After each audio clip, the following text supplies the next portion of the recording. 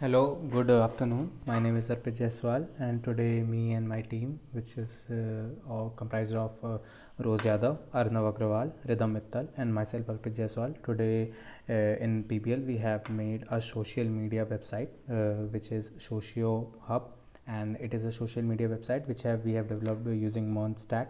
Monstack means M for MongoDB, E for ExpressJS, which is a backend framework for JavaScript, and we have used React.js for front end, and then we have used Node.js as an experience as an environment. So basically, Express.js and React.js are a framework of JavaScript which we have used, and MongoDB as a NoSQL database. So our website basically looks like this. This is the front page. This is the first page of our website, which will be comprised of the login and sign up part. As initially our website has like 4 or 5 pages which will be login sign up, in which the user will log in and sign up. Then when a user logs in into the website, then he can see the profile page, in which user can see his or his profile, his images and his post. And then there will be a dashboard which will be the home page, in which user can see the post of himself and other of his friends. And then there will be the logout button and create post, in which user can create a post. Then uh, basically there are 4 types of part in our website, in which the most of the features of our website will be, we have used REST API for connecting the front end and back end using Fetch API. We have used JWT based authentication for our website, in which the user will be authenticated based on the token. A JWT based token will be provided to the user once he or she logs in our website, and using that token every time we will use to verify the user and show his or her details every time a user logs in. And then we have used context API for state management, so that the whole React app which we have used has a state. The whole React has app will have a state in which will determine whether the user can access the restricted resources or not. Such as you can see, the login and the sign up are not restricted resources. They can be accessed by any of the person because they have to log in or sign up. But the home page, which will be the dashboard where user can see all the posts, the profile page, the user's profile, and then the create post, these are the restricted resources which only can be accessed by the user, which has a JWT based token, and this token is provided to user only once user logs in. As you can see in the app.js file, we have used context API, and you have used reducer functions to provide the state for the user. If the state of user is user, then only he or she can access the restricted resources. For this, to verify this whole thing, I have created a middleware in a backend, which will be a require login middleware, and the function of that middleware is to extract the JWT token from the user's front end part and verify it with the JWT. Now I'll show you the demo of my project. By first of all, the user has to sign up.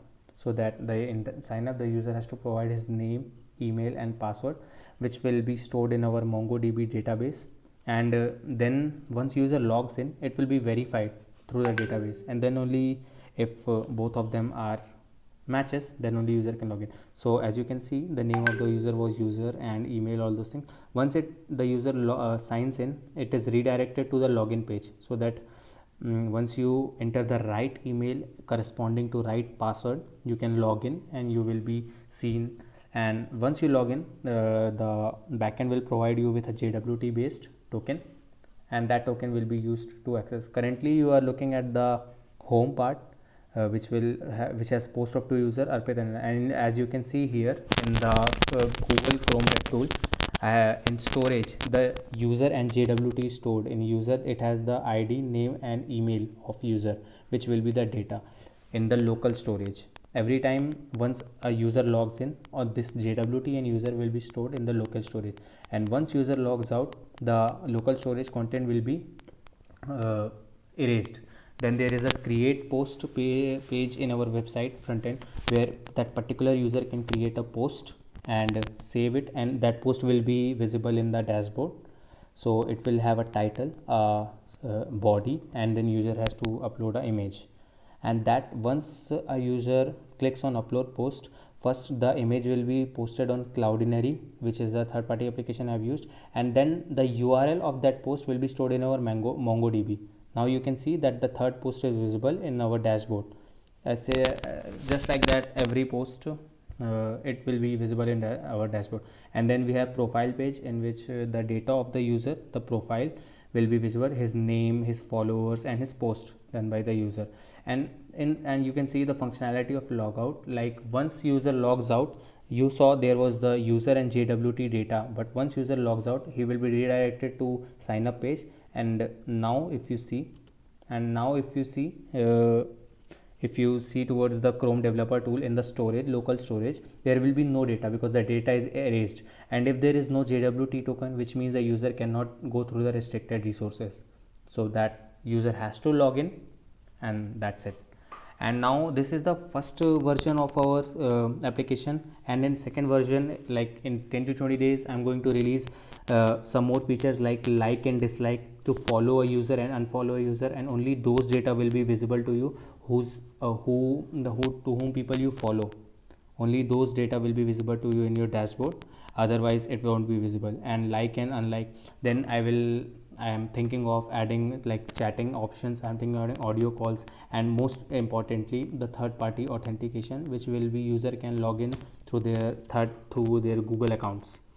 This project, the front end part was developed by me and Rose Yadav, the React.js part, and I helped and did the backend part with Arnav. Rhythm Mittal did the designing of the UI of this part, and that's how we completed this project. Thank you.